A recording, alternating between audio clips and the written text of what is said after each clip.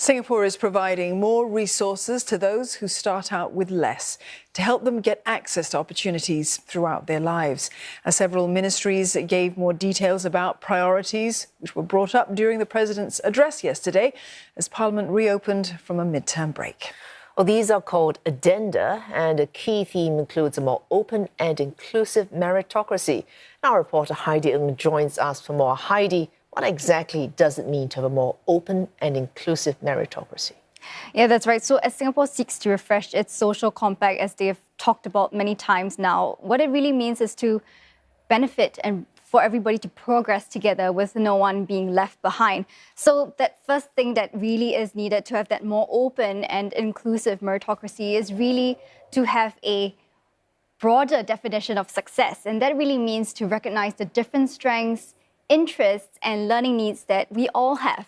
So that's your students, that's your workers. But what does it mean for a student? Well, if you're not a straight A student like I wasn't, you might be cheered to hear this because the Education Ministry is moving away from that one-size-fits-all approach that they used to have, with everybody going through primary school and then secondary school, maybe a junior college, and then to university. Right now, the paths are a lot more diverse, and they're starting with the secondary schools. So what they're doing is to implement the full subject-based banding in secondary schools from next year. And what that means is that students from all sorts of levels of aptitudes, learning needs, and strengths can take on different subjects at the pace that they're suited for. So that really helps students to not be as stressed and to really take away a bit of that focus on the grades. But meantime, even without that focus on grades, the Education Ministry is still creating a wider variety of pathways to universities and institutes of higher learnings. So one example of someone who was seeking an alternative pathway to success is Leonard Chia. He's a third-year student at Nanyang Polytechnic. I actually started when I finished my TSLE.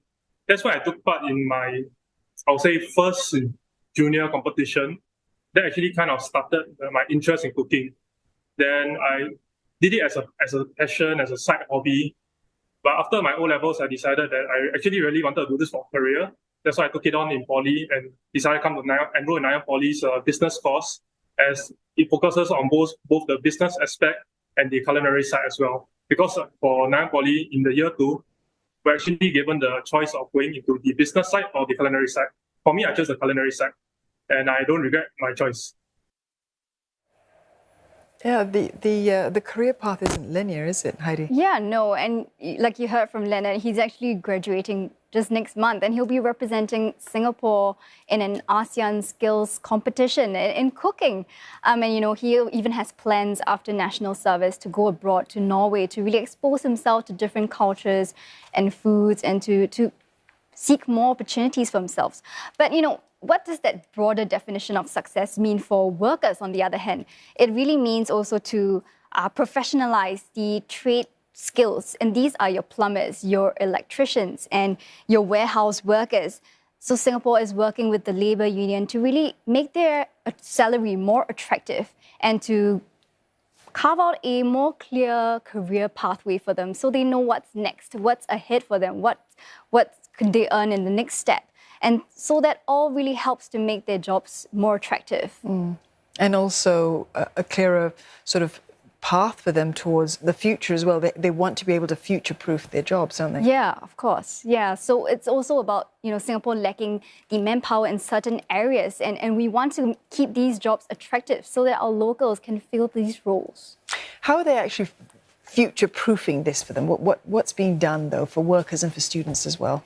Yeah, that's right. So Singapore really wants to make everybody future-ready at every stage of your life, be it a student in your 30s, 40s, 50s. Singapore wants to help you continue to upskill and reskill. And that's really through cooperating with the industry to align businesses' needs as well with worker skills, because we don't want people to be going for courses and picking up skills which they may not actually use at work. That would be a waste of time and resources. And Singapore also wants to make training more accessible for their workers. So that's in terms of cost. We've got that Skills Future program that, we've got subsidized training course fees for everybody. And we've also got subsidies and schemes that will help lessen that burden of that cost if you apply through your company, for instance. And they are also looking at ways that you can reduce opportunity costs for workers, because other than having to fork out money to go for these causes, you might have to forego some time spent with your family, forego time spent at work when you could be making money. So these are some obstacles that do stand in the way of being future ready. So my colleague Michelle, she actually spoke to somebody who's really beating the odds in becoming a lifelong learner. My name is Jason. I'm 27 this year. I'm an ex-offender, but right now I'm currently doing several businesses. Back then, I was just, I don't know, not in my right mind. I was stressed on everything. Then, when you get overloaded with work, you get too much stress, you just snap. So I just did stupid things. I photocopy money lah. I photocopy already, I put inside coffee, then after that I microwave. Then I was like, crispy, okay.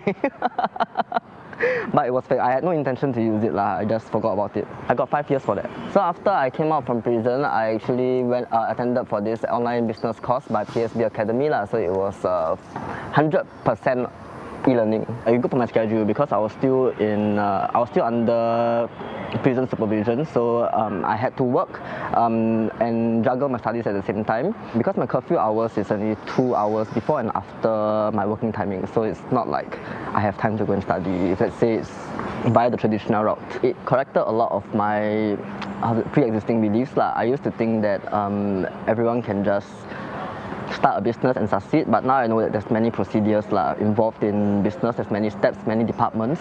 So you really don't know what you don't know. So it was an eye-opener for me. Planning to go into import and export into overseas countries. I want to further my studies, want to make sure that I at least know what I don't know this time. All this having the courage to find out what you do not know. In the meantime, you need a lot of reassurance. So whether it's taking a job that maybe is not the most obvious popular choice, or being worried that maybe my job might be taken by a foreign worker who is prepared to take a lot less pay. And what sort of reassurances are government officials offering Singaporean workers who might have anxieties about their careers? Yeah, that's right. You mentioned one key anxiety that our local workforce has, which is with foreign manpower coming here to supplement our workforce, maybe in areas that are not as popular with locals, but maybe also in areas that could be popular with locals. That is a key anxiety among some Singaporeans here. But the government says what's really happening is that they are rolling out schemes and things like the framework, the Compass framework, that helps employers to really assess highly specialized foreign professionals. And that's to minimize that kind of anxiety among the local workforce, because by bringing in the foreign talent that are highly specialized in perhaps areas that our own local workforce is not up to task yet, we can learn from them, work alongside them, and hopefully in time to come, we won't have to be so reliant on these areas. And we also have this occupation shortage list that allows employers to assess workers in areas that our local workforce may not be up to task yet. And these are in areas like AI scientists and carbon traders. So these are emerging areas that Singapore may not be as developed as in other areas of anxiety. Plenty of anxieties around and plenty of reassurances that need to be given out by the government. And other areas in the lower wage workers, in the more vulnerable workers who are worried about their low pay and whether it will be enough to keep up with rising inflation. So the government is heavily investing in the progressive wage model, which is to uplift the skills and wages of these workers in areas like the cleaning sector, the security sector, the lift maintenance sector. So these, by July, they're actually projected to benefit up to 9 in 10 of these lower wage workers, and more will be continued to be rolled out in the coming years as well. Now, but after all that upskilling and after all that working for many years, I think what people really want to know is whether they'll have enough for retirement, right? That's what we're all looking forward to after working hard for so many years. And to keep pace with rising incomes, right? So the government is raising the CPF monthly salary to $8,000 by 2026. So this will happen in stages. And it's really to help the middle income to save more during their working years. And Manpower Minister Tan See Leng, he also made the assurance to Singaporeans that as long as they work and contribute consistently to their CPF, they'll be able to meet their basic retirement needs. So being able to pay your bills and being able to retire adequately. I mean, that's what it's all about. Thank you so much, Heidi. Heidi Ng there.